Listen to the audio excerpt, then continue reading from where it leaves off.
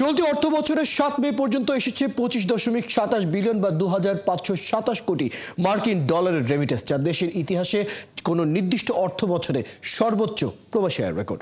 সোমবার বাংলাদেশ ব্যাংকের হালনাগাদ প্রতিবেদন থেকে এই তথ্য জানা গেছে। এতে বলা হয়, চলতি অর্থ বছরের 7 মে পর্যন্ত দেশে এসেছে 2527 কোটি 30 লাখ মার্কিন ডলারের রেমিটেন্স। গত অর্থ বছরের একই সময়ে যা এসেছিল 1972 কোটি মার্কিন ডলার। বছর ব্যবধানে যা বেড়ে 28.20%। এর আগে দেশের সর্বোচ্চ প্রবাসী আয় এসেছিল 2020-21 অর্থ বছরে।